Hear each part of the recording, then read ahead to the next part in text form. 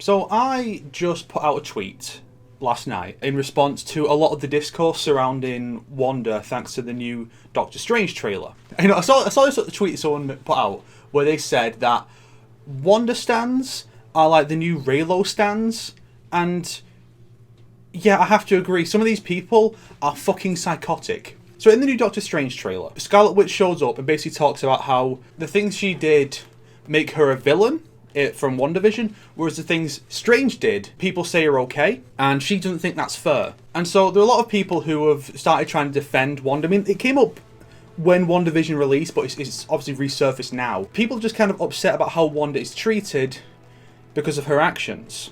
I feel like her treatment is justified, that she did do villainous things. But a lot of people will try and defend Wanda with and I hate the phrase whataboutism, because I think a lot of people use it just to sound smart. But it really is a case of whataboutism here. People, it's like when the Devil May Cry reboot came out, right? And a lot of people would defend the reboot's honour by just shitting all over the original games. You know, without actually offering a real defense of the new game. You know, saying that, oh, you know, the story was never good in Devil May Cry. That doesn't make the new story any good. You know, and likewise, just because Iron Man did some bad things doesn't mean that what Wanda did is excusable. And I think I get where they're coming from, because they view it as people are quick to jump on Wanda for what she did, but what Tony did, the things that Tony has done in the past, are arguably worse. And that's the thing, it's a lot of this is subjective. But I feel like the one people go to is Ultron. Tony created Ultron, right? Therefore, he's worse than Wanda. Or at the very least, if we assume that these people have a somewhat thought out argument, they're just too fucking thick to put it in a decent way, it's that Tony has done bad things, but the fans are willing to kind of ignore those things because it's Tony. Whereas with Wanda, she's done bad things, and therefore, because it's Wanda, she has to be criticised for it. But it's not a good argument using Ultron for two reasons. One is that you have to keep in mind, Tony created Ultron in part because Wanda fucked with his mind. It's one of those things that let's ignore the subjective aspects of this whole debate, right? Objectively speaking, this is a bad argument, because you're saying that Tony created Ultron and that's your defense for Wanda, but she's partly responsible. She gave him that nightmare. I know a lot of people don't like Age of Ultron, so maybe they just don't want to revisit it that often, even though that's where the God Queen originated in this setting. She messed with Tony's mind, showed him that vision, like made his fears that the Avengers are not prepared for what is to come in the future so visceral. It deeply affected him. You cannot watch this scene and not understand that. Because I made a tweet about this. It's one of my most liked and retweeted tweets ever. It's got like 1.8k likes. And that tweet is about how you can't use Tony creating Ultron because Wanda played a part in that. And a lot of people, their response is that Tony was already thinking about Ultron. And yes, he was already thinking about it. But the point of this whole nightmare sequence is that's what pushes Tony over the edge, because he was thinking about it. He had done a bit of work on the project, but there was some doubt there about whether it would be the right thing to do, whether it would work or not. And so the idea is that having this vision makes Tony desperate and pushes him into it. This kind of plays into an argument that comes up a lot when it comes to discussing characters who do bad things, is the idea of emotion overpowering logic. And this is the thing where I feel like Wanda stands should be able to sympathise with Tony, because they view Wanda's actions as being born out of grief. That the grief of Vision's death and seeing how his corpse was being desecrated, that's what pushed her over the edge. Likewise, Tony's over here, logic and reason being thrown out the window because of his fear that is overpowering, because he worries that the world is going to be conquered or destroyed because the Avengers aren't ready for whoever was behind the Chitauri invasion, whoever was the person who gave Loki the tools and army he needed. You know, the Avengers won then, but only just, and so this fear has overtaken Tony in no small part thanks to Wanda, because he did deal with the PTSD to some extent, and some of that fear in Iron Man 3, but the idea is that this kind of brought it all back and made it worse. Like, you can't deny that Wanda played a big part in the creation of Ultron. And then, you know, if you want to go the Ultron route, oh yeah, Tony created Ultron, well, Wanda is partly responsible for that. That's undeniable. But then you also have to consider that, which a lot of people don't seem to, Wanda and Pietro then teamed up with Ultron and helped him with his schemes. Because here's the thing, it's kind of an argument of the character's intentions almost don't matter, it's more about what they did. Because that's another thing about the argument, is the idea that Tony's done bad things, but these people ignore the reasons behind his actions, right? So it's like he created Ultron. Yeah, he created a murderous evil robot that tried to wipe out the human race. Why did he do that? Well, he didn't plan to create an evil killer robot. His plan was to create a system that could protect the world. He had noble motivations. And so if you're going to ignore that and focus on what Tony ultimately did and ignore his motivations, then, well, one, you also then have to apply that same thought process to Wanda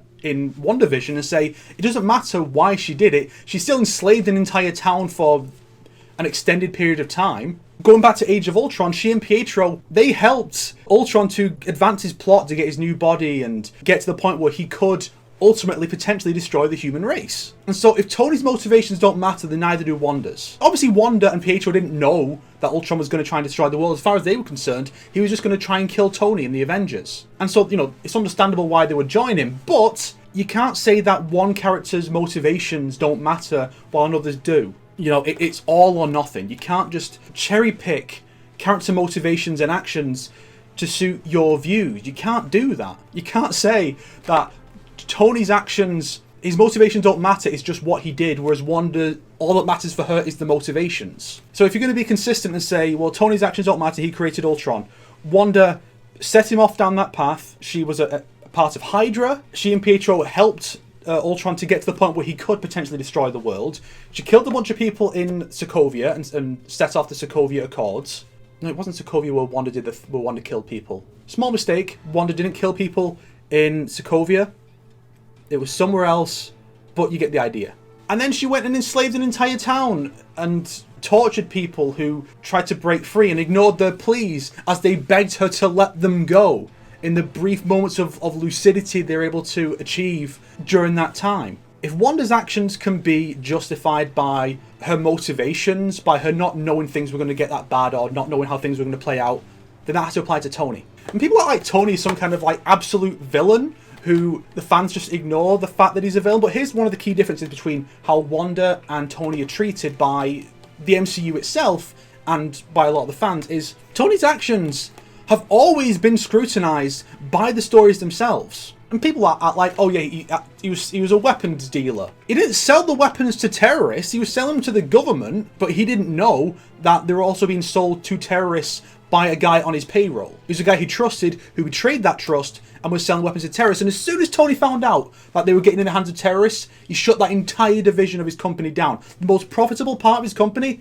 shut it all down because this is not what I'm trying to achieve. I'm trying to get weapons in the hands of the right people. Now, obviously, you can argue whether or not getting weapons into the hands of the US government is a good idea, but that's not really what the story's about, but it is still an argument you can have, a good debate that's worth having, I guess. But the point is, Tony has a firm moral stance on this. As soon as he finds out, it's not even a case of, up security, make sure this doesn't happen again. He's like, no. To fully ensure it never happens again, this whole thing is going to stop. And that's why he becomes Iron Man, to make up for these weapons getting in the hands of terrorists, to hunt them down and destroy the weapons.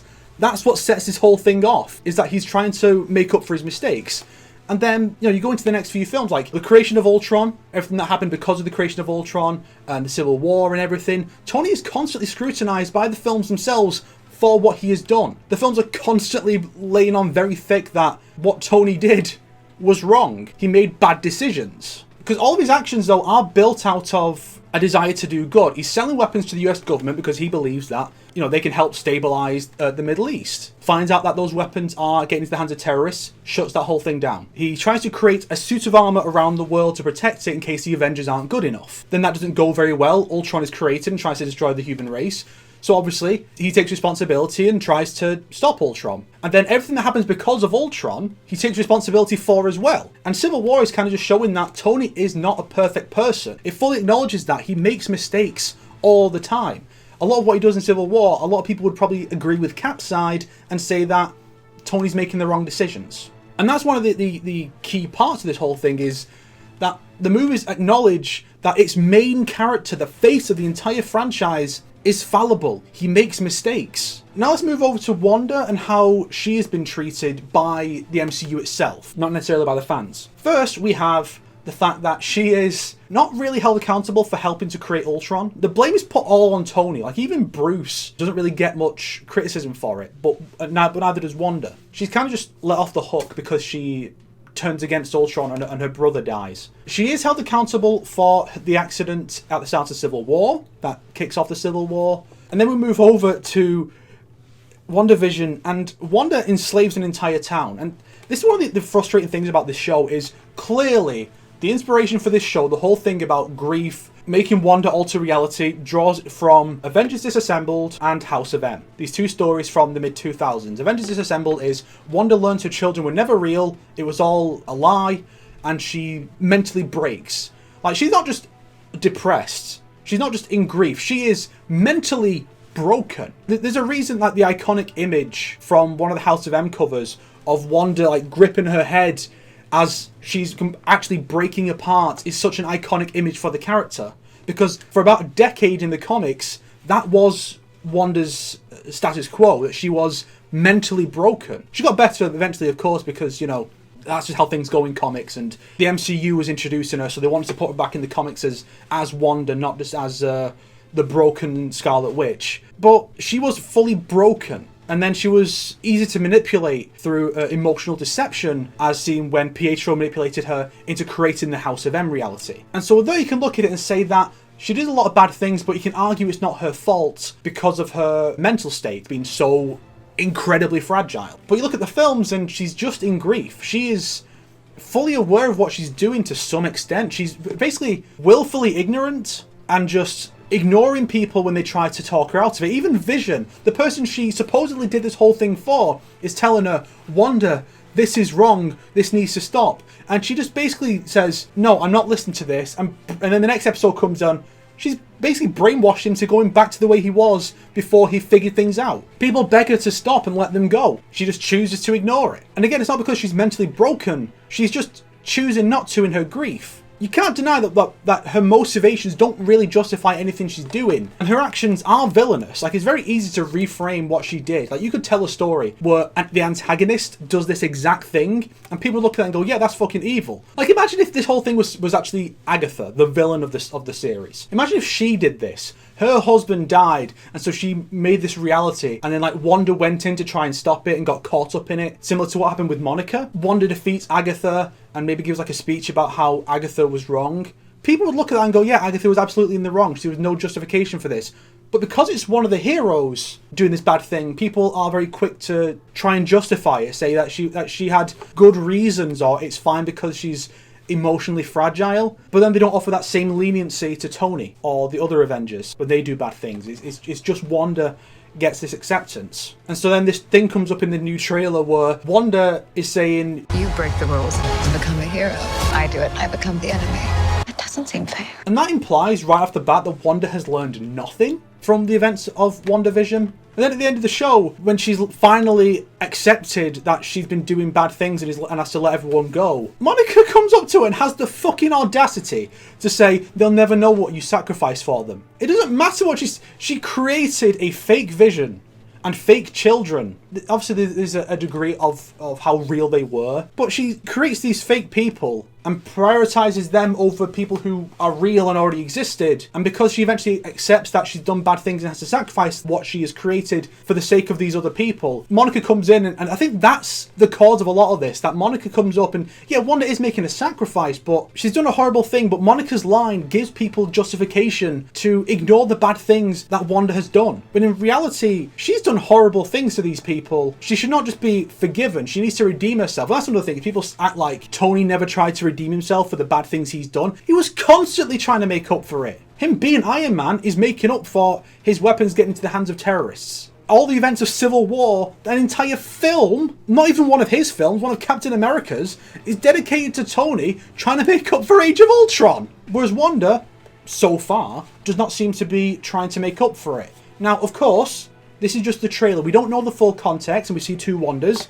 two in place together, which suggests one of two things. One, there will be some kind of confrontation inside her mind where the normal-looking Wanda, the civilian, is accepting that she did bad things and that she needs to atone for it, while the Scarlet Witch is the part of her mind that's saying, no, I had to sacrifice Vision and my children for those people, and they're ungrateful and treat me as a villain. And so it's a conflict between those two sides of her, and ultimately with help from Doctor Strange she'll either overcome her darker side and start to seek redemption in the next MCU project that she appears in, or the evil side will be victorious and Wanda will be an antagonist going forward, which could be an interesting idea. But the other possibility is just the very obvious. The movie's called Doctor Strange in the Multiverse of Madness. Or is it Doctor Strange in the Multiverse of Madness? Either way, Doctor Strange is going through the multiverse and encountering alternate versions of himself and what appears to be like a multidimensional Illuminati with Charles Xavier from the X-Men films. So that just even obviously sets up the possibility that there are just two versions of Wanda. One who accepts that she has done bad things and one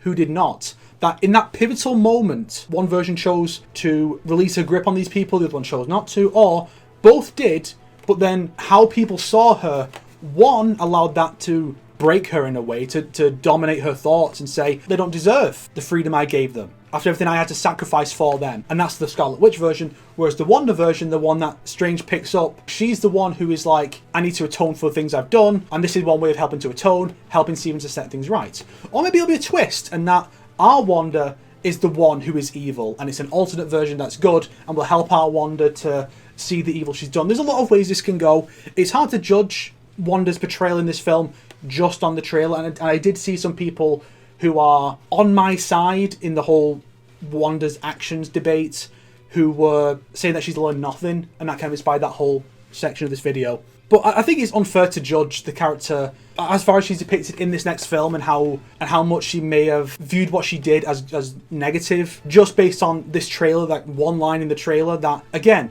is a multiverse thing, and we know there are two Wandas in the film in some capacity, so you can't really judge that. So, to give the Wanda stands a bit of a break, you can't use that line until we know the full context when the film eventually releases. So until then, you can't really use that, in the same way that people can't use the creation of Ultron to defend Wanda because she played a key part in Ultron's creation. What really sets me off in a lot of debates isn't necessarily a standpoint I disagree with, but it's one I think where evidence or arguments being used are bad ones.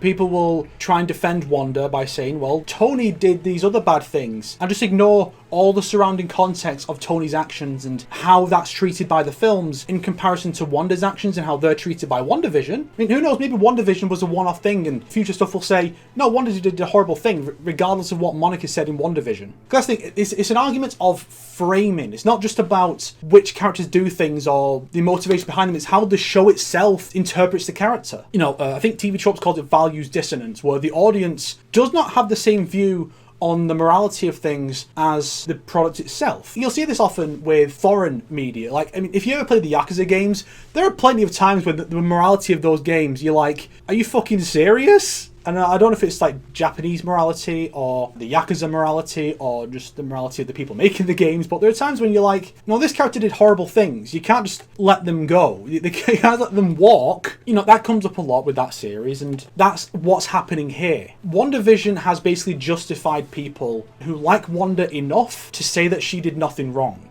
and kind of turn her into the next Thanos of, well, Thanos was right, actually. Which I have to wonder how much crossover there is between that and the people who like Wanda. I mean, probably not a lot, because Vision was killed, directed by Thanos, and then everything that happened in WandaVision is partly because of what he did. But, like Tony's faults are acknowledged in the films. I feel like it's an intentional thing that he and Thanos have both done a lot of bad things for what they believe to be the right reasons. Thanos is trying to save the universe by killing half of all the people in it. You can see where he's coming from. You can see what he wants to achieve is a good thing, but the way he's going about it is bad. And his general demeanour is that he's a massive arsehole from the way he treats Nebula, for example. And so with Tony, he does bad things and then tries to make up for them. That's the difference between the two, is that, well, Tony obviously never went as extreme as Thanos. That is important to mention. But also, Tony is able to acknowledge when he is wrong, whereas Thanos is either willfully ignorant of the fact that he's doing bad things, or just so dedicated to his cause that he's willing to put that aside and face atonement later, which is probably why he doesn't really fight back when the Avengers attack him. But that's the difference, and that parallel between the two is kind of what makes Tony's big sacrifice play at the end such a big deal. It helps make that bit more impactful, because he and Thanos are both similar in a lot of ways, It's just that Tony has the self-awareness or isn't so determined as to lose his humanity in order to achieve his goals. And I think people either don't realise that or they forget that is clearly a very intentional thing. Like, Tony isn't the one who kills Thanos at the end just because this is his final movie. It's not just because Tony's the one who started this whole thing. And obviously that plays a big part in it, but it's also because of the parallel. It makes for a very satisfying close, that these two characters with these similarities who are like reflections of one another. The good version of that takes out the bad version of that.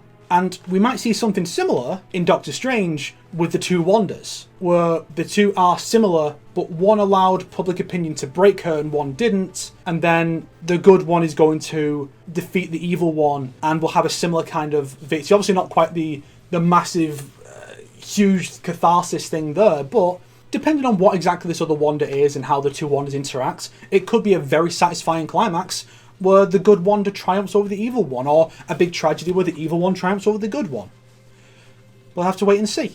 But it's incredibly frustrating when a piece of media has different morals to you. Very different, like diametrically opposed. And it's like, yeah, this character, what they did was perfectly fine, or what they did was unforgivable. And you're like, really? And that's where a lot of this debate is really spawning from, is that the movies are very much aware of what Tony's done and how he's done a lot of bad things and must atone for them, while WandaVision seems blissfully unaware that Wanda is a villain in this story. Like, you know, she's the protagonist. And that's the thing, is a lot of people don't seem to understand the concept, the difference between a protagonist and a hero, or an antagonist and a villain. The protagonist is the main character. The antagonist is their primary obstacle in achieving their goals. You can have a villain be the protagonist. Batman Assault on Arkham, the Suicide Squad are the protagonists, but they are villains. And Batman is the antagonist, but he's a hero. Wanda is a villain in this story because of the things she's doing. But the story seems to think she's a hero just because there is a villain serving as the antagonist, someone who is worse than her. You know, like how most media where you are the villain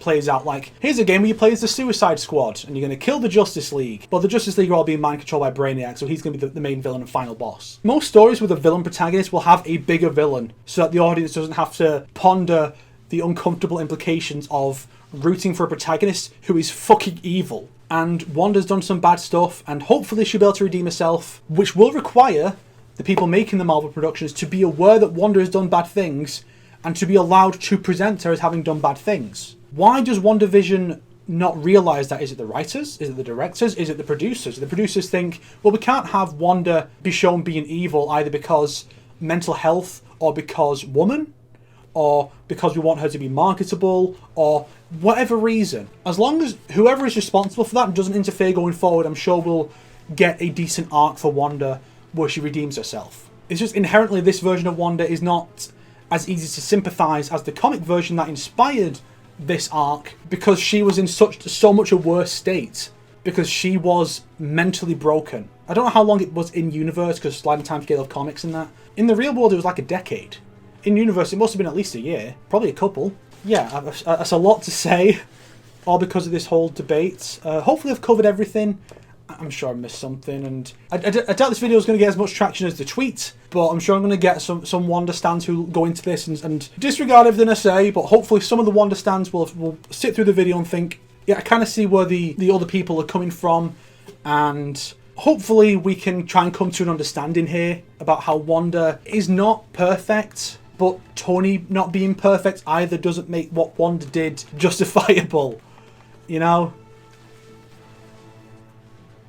The internet's wild, man. Just to be clear, I do like Wanda, both the comic version and the movie version. I do like the character. I just don't want her to get away with the bad things she did. I want her to be held accountable and to become a better person and develop as a character over the course of the next few years. You know, so I'm not just some Wanda hater. I am a fan of the character, and I want what's best for her. But what's best for her is not to be just instantly forgiven for the things she did, but to acknowledge what she did. And that is a stronger message overall, if the character can acknowledge that she did bad things and work to be better. Just as long as she's not let off too easily, like, oh, well, she helped out one time, which is something I've seen people actually accuse Tony of, was like, oh, well, just because he did some good things, people just forgive him. No! It's because he actively seeks redemption. I mean, this is one of the reasons why in a lot of stories, a character's redemption comes in the form of a self-sacrifice and death. Because It's uncomplicated. You know, if you have a character who murders the protagonist's parents and then seeks redemption because they realise what they've done is fucked up, if they join the heroes fighting alongside the person whose parents they killed, that has so much potential for morals dissonance, where the audience might look at that and go, why are they being forgiven so easily? Or some people might look at it and go, well, the hero is being very unforgiving of this person who is trying to do better and become a better person. Whereas if they just die, it's like, well, they had a change of heart, we can acknowledge that much, and then we don't have to worry about how that character interacts with the rest of the cast because they're dead. Hopefully that won't happen with Wanda. I'm sure it won't. I'm sure Wanda's not going to die until she gets a solo film, or like another show that's not WandaVision. Whatever happened to that, to like the original Vision, the White Vision, I'm sure she has to meet him first before she dies. But hopefully she will find redemption before she's eventually written out of the MCU. Because, you know, the actor's only going to be around for so long. She can't stay forever. But yeah, that's everything I have to say. Some stuff's going to have to be reorganised and moved around because this is a bit of a jumbled mess, and I just want to make a video that people can sit down and watch. I mean, I know I've recorded for almost 40 minutes, but hopefully I can trim out some of this stuff and make it a decent watch. Wish me luck. Although, then again, if you're watching this and got to this point of the video, you've seen it, so you don't need to wish me luck because you'll be wishing me luck in the past.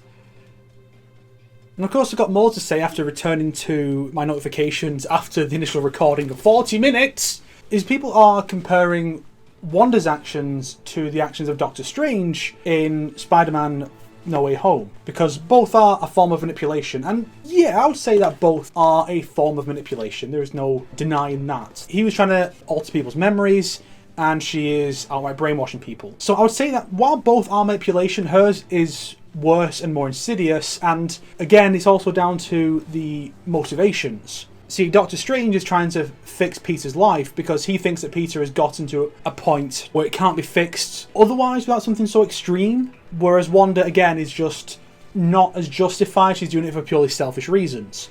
And again, you know, there's the whole grief thing, and you know, I'm not trying to demonise Wanda.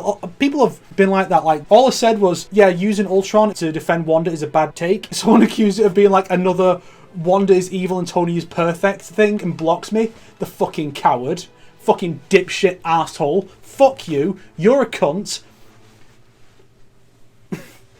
Get back on track. So it's a case of, these are the same kind of thing, it's just different orders of magnitude. And again, you could argue, well, Strange's was going to affect more people, and therefore his is worse. So this is more subjective, I think. I would say that what Wanda did was worse because the depths she went to wasn't just a case of erasing Spider-Man's identity from people's minds. That's fairly innocuous.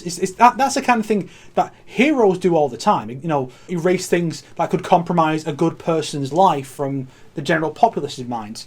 Whereas what Wanda did was outright control people. So as far as I'm concerned, that's worse. It's going to come down to the individual. It's going to depend on your stance on both characters' motivations, what specifically both characters were doing, the scale of what they were doing. And some people are acting like, oh yeah, Strange broke the multiverse, and like, that's way worse, as if he was planning for that to happen. And again, it comes down to, you don't judge a character's morality based on the consequences so much as the motivations behind their actions. How far they're willing to go for it obviously is going to come up. Like, Thanos had noble intentions to an extent, but he also did a lot of bad things. Like, that can't be denied. So he is still a villain, even if he had good intentions to an extent. But I just don't think the whole thing with Strange is really comparable to what happened with Wanda. Because again, like, even if he was affecting more people, and even if the consequences were far more dire, it doesn't really change the fact that all he was trying to do was undo a doxing of like a 17-year-old boy. Like, that's a fairly noble thing to do. Now, obviously, you can also make the argument that one of the things is that Peter keeps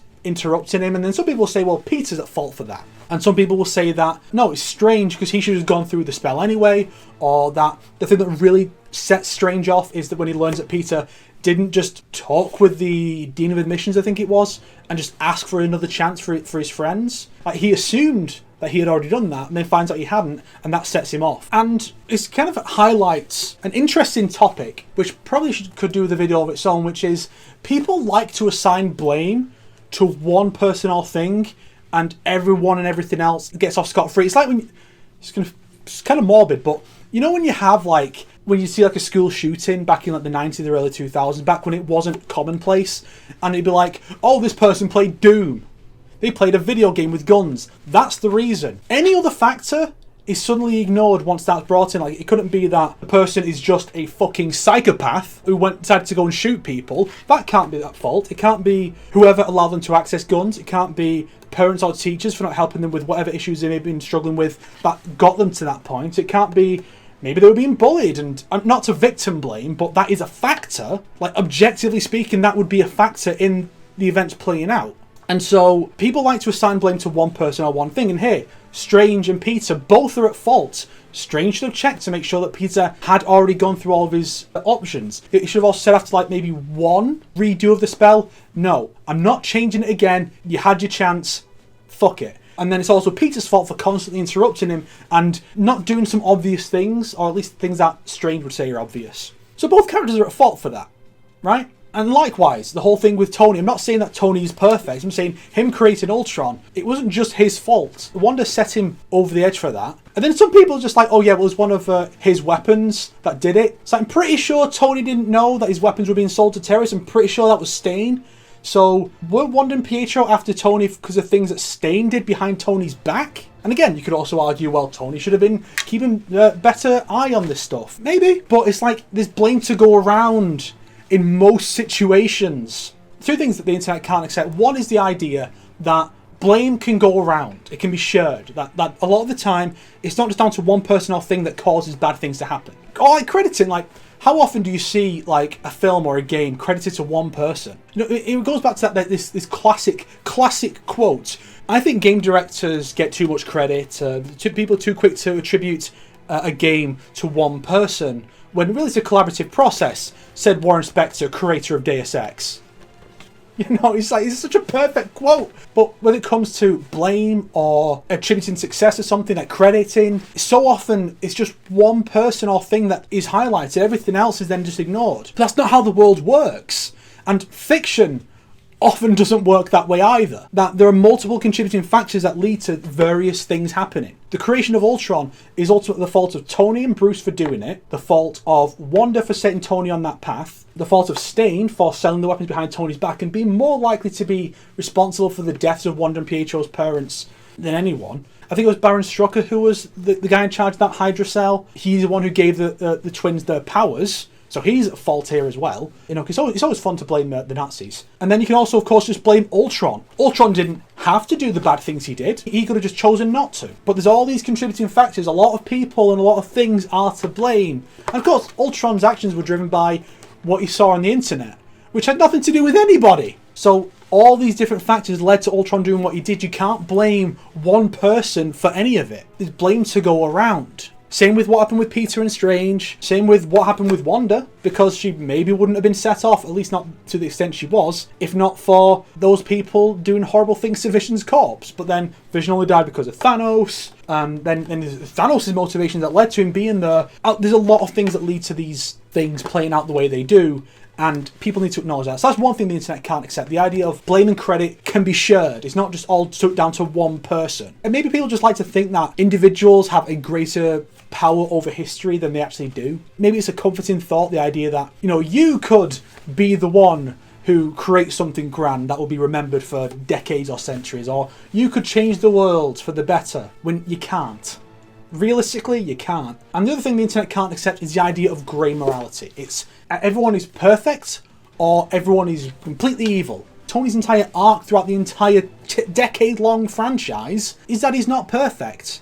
This is highlighted very explicitly in Spider-Man Far From Home, when Happy's talking to Peter about it, saying that, you know, Tony wasn't perfect, he had his flaws. And it's one of those things that the films are about Tony accepting that he has these flaws, which a lot of people struggle to do, to accept that they have these flaws, and to try and make up for them. Not just undo those things that he did, but to make things better, to kind of counterbalance the bad things that have already happened. Wanda is not perfect. Her actions are very easy to criticise, but it's understandable how she got to that point. But she's not a bad person just because of that necessarily. I mean, she did a horrible thing, but there is potential for redemption. All the Avengers have flaws. Like all the core Avengers kill people. That's a bad thing, right? But then you could argue, well, these are bad people they're killing. Hydra or Loki's goons or what have you. It's not simple. It's not that easy. This isn't a fucking children's cartoon where the good guys are the good guys and the bad guys are the bad guys and all the good guys are paragons of virtue and all the bad guys are the most evil pieces of shit imaginable. You'd think people would think about this more after the main antagonist of the first decade of the franchise was Thanos. It's not just simple to say he's evil or that he had a good motivation. Both these ideas can coexist. You can have good motivations and be an evil person to achieve it. Or maybe vice versa. I mean, good people do bad things just as much as bad people do good things. And that's good. That is a good thing, that these characters can be more nuanced, more complicated than just the good guys are the good guys and the bad guys are the bad guys. A lot of people just pick their side. They'll say Wanda's actions are unforgivable, or Wanda is perfectly fine that she did what she did because she had all these reasons for it. And then they will get very, very upset when someone doesn't agree wholeheartedly, whether they think the opposite, like those two ideas I presented, obviously they're going to clash. But if someone's just there in the middle, like, well, there's nuance, she's a good person who did a bad thing, that's okay to accept. People on either side will then get all pissy at you and try and bash your head in or snap you out of existence or block you because they're a fucking coward who can't accept that they had a bad take on my take and then they fucking ran away like a little bitch. I'm sorry, that just really got under my skin. It's one of those things that doesn't really matter. It's another thing worth discussing. Like, it doesn't matter. Like, this person thinks they won by giving their shit take and then blocking me. So what if they think they won? That doesn't matter. But it really annoys me to think that this person went away and thinks that they've won. But who gives a shit? It doesn't matter if they think they won. Who the fuck are they? It's just some moron on Twitter. Who cares? For some reason, I do. The way to win an argument online is just to stop. Because it doesn't matter. It's inconsequential. Who cares if someone doesn't agree with your take on Scarlet Witch? Who cares if someone doesn't agree with your take on Iron Man or Thanos? It doesn't matter. And here I am recording for a grand total of fucking 54 minutes, going on and on about this whole thing and nuance. And at the end of the day, does it even matter? Does anyone even really care? And the people who do care, well, do they have a justifiable reason to care? You know, if I come out here and say Mortal Kombat 11 was a fucking terrible game, why do people who disagree give a shit? Why does my opinion matter to them? It's not going to affect anything. It doesn't change anything. And likewise here, even if I came on here and said that Wanda is a horrible piece of shit who should be fucking killed for the things she did, which I don't agree with, but imagine if I did come on and say that, and if you disagree, why do you care what I have to say then? Why do you care about this take that you disagree with? It's valuable to listen to alternate opinions and try and come to an understanding of what people who have the opposite opinion to you think. How do they come to that conclusion? Why do they think that? There's value in that, you know. So I would never say that you shouldn't listen to other opinions. I never say that you should stay in your own bubble. That's unhealthy. That's just as unhealthy as obsessing over what some dipshit on Twitter thinks about these fucking Marvel movies. It doesn't matter. But there is value in listening to the other side and trying to come to an understanding of both sides of the argument, to have a greater understanding, a more nuanced understanding of the thing that you like or dislike. This whole thing started because I was like, yeah, this particular idea that Tony's actions in Age of Ultron somehow works as a defense of Wanda's actions. No. That's how this started. It was about that, but now it's got just devolved into debunking people's opinions and, like, I guess, if nothing else, people can see this video and then when eventually I give into my emotions and like enslave an entire town in like the Midwest or whatever, people will look at this and say, well, he had, you know, it's not his fault. He was mentally scarred by this whole Wanda versus Tony debate.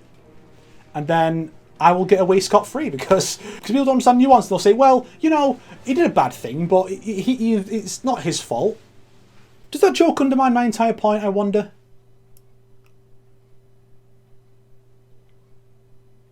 Probably. Still keeping it in though.